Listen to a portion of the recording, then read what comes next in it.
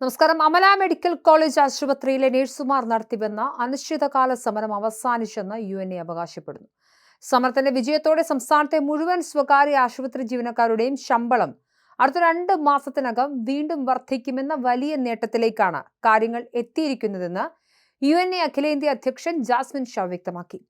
UNA പറയുന്നത് ഇങ്ങനെയാണ്: labour ഓഫീസറുടെ ക്രിയാത്മകമായ ഇടപെടലിനെ തുടർന്നാണ് സമരം വിജയകരമായി അവസാനിച്ചതെന്ന് ജാസ്മിൻ ഷാ വ്യക്തമാക്കുന്നു. ജൂൺ 30-ന് തൃശൂരിൽ ലേബർ ഓഫീസറായി ചുമതലയേറ്റ ജോവിൻ എന്ന ഉദ്യോഗസ്ഥന്റെ ദൃഢനിശ്ചയവും സമർപ്പണവുമാണ് മാസങ്ങളായി നീണ്ടുപോയ ഈ തൊഴിൽ തർക്കത്തിന് അന്ത്യം കുറിക്കാൻ സഹായിച്ചത്. സമരം ഒത്തുതീർപ്പായതിനു ശേഷം മാനേജ്മെന്റും യുണൈറ്റഡ് നഴ്സസ് അസോസിയേഷൻ പ്രവർത്തകരും ഒത്തുകൂടിയ യോഗത്തിൽ ലേബർ ഓഫീസർ സംസാരിക്കുകയും ചെയ്തു.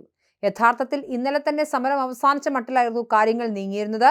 എന്നാൽ ആരോ പടച്ചുവിട്ട ചില തെറ്റിദ്ധാരണകളുടെ അടിസ്ഥാനത്തിൽ കാര്യങ്ങൾ വീണ്ടും മലക്കം മറിയുകയും സമരം രാപ്പകലില്ലാത്ത പ്രതിഷേധമായി മാറുകയും ചെയ്യുകയായിരുന്നു.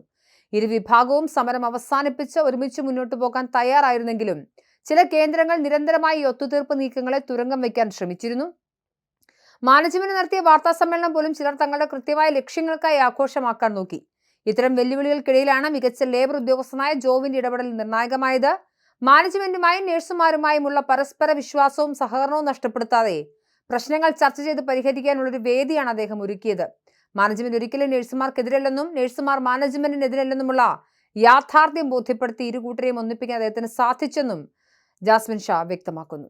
എന്തായാലും നഴ്സുമാരുടെ ജീവൽ പ്രശ്നങ്ങൾ മുൻനിർത്തി നടത്തിയ സമരം കേരളത്തിലെ മുഴുവൻ ആശുപത്രി ജീവനക്കാർക്കും തുണയാകുന്ന ഒന്നാണെന്നും ഈ സമരത്തിന്റെ വിജയത്തോടെ സംസ്ഥാനത്തെ മുഴുവൻ സ്വകാര്യ ആശുപത്രി ജീവനക്കാരുടെയും ശമ്പളം അടുത്ത 2 മാസത്തിനകം വീണ്ടും വർദ്ധിക്കുമെന്ന വലിയ നേട്ടത്തിലേക്കാണ് കാര്യങ്ങൾ എത്തിയിരിക്കുന്നതെന്നും UNA പറയുന്നു. തൊഴിൽ തർക്കം പരിഹരിക്കുന്നതിൽ സർക്കാരിന്റെയും വിവിധ വകുപ്പുകളുടെയും ഭാഗത്തുനിന്നും ശക്തമായ പിന്തുണ ലഭിച്ചു.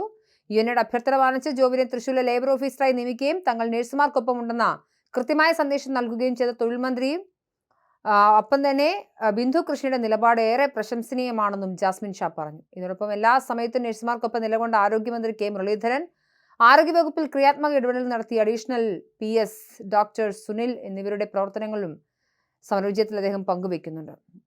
അതുപോലെ തന്നെ മറുനാടൻ മലയാളി ഉൾപ്പെടെയുള്ള മാധ്യമങ്ങളും മാധ്യമപ്രവർത്തകരും ഈ സമരത്തെ കലവറയില്ലാതെ പിന്തുണച്ചതായും ജാസ്മിൻ ഷാ പറഞ്ഞു. ഇന്നലെ